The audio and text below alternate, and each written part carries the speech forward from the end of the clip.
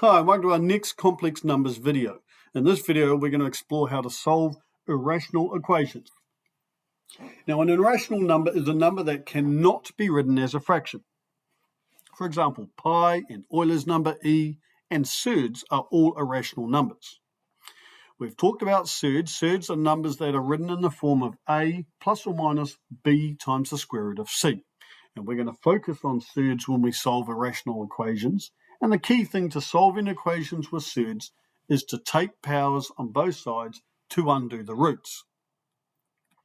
Right, we've got one equation to explore, so let's show you how to solve the following equation. 2 times the square root of x plus x is equal to 2x minus 3. Well, the first thing I'm going to do is get rid of the plus x by minusing x off both sides.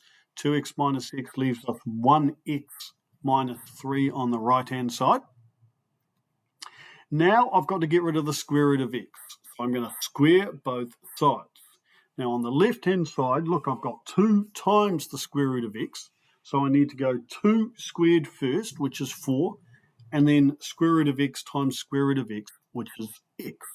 So I'm left with 4x on the left, and on the right I've got x minus 3 all squared, which is x minus 3 times x minus 3, and that's a quadratic which I'm going to have to expand out and simplify. Now, I'm going to get rid of my 4x on the left by subtracting 4x on both sides because I want to get my quadratic equal to 0. So I'm left with my quadratic x squared minus 10x plus 9 is equal to 0. Now, I like to just write it in the other way. X squared minus 10x plus 9 is 0. And I've got it in the form I want, which is a times x squared plus or minus bx plus or minus c is equal to 0. Now I could factorize it, but I just prefer to use the quadratic formula because my calculator's got the quadratic formula set up. So I go into my calculator, into equations, and I enter in a is 1, b is negative 10, and c is 9. And my calculator gives me my 2 solutions very quickly. Now, before I move on to the next question, I've actually got to stop and look at this problem in more detail. Let's explore the 2 solutions, and let's substitute each solution into the left and the right-hand side to see what's going on. So let's start with my solution of 1. I'm going to substitute it into the left and the right and see what's going on. So when I substitute it into the left, I'm going to go 2 times the square root of 1 plus 1, and that gives me a value of 3. And when I substitute it into the right-hand side, I go 2 times 1 minus 3, and that gives me an answer of negative 1. Now, that's a bit weird. It's not the same number. They're not equal. Let's move on to my second solution and see if I can repeat that process.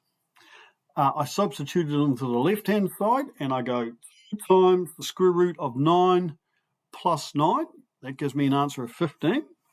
And then I substitute it into the right-hand side, and I go 2 times 9 minus 3. That also gives me 15. So I'm happy with this solution. That seems to be equal. Just not happy with my first solution when x is 1. Let's see if I can explain this with a graphics diagram. This is the 2 graphs. The first graph of 2 times the square root of x plus x, that's the one in red. And that's the curved line. It's a square root graph. And the second graph, 2x minus 3, is my straight line, my blue line, which is a straight line graph. Well, I can clearly see that these 2 graphs are equal. They intersect when x is equal to 9.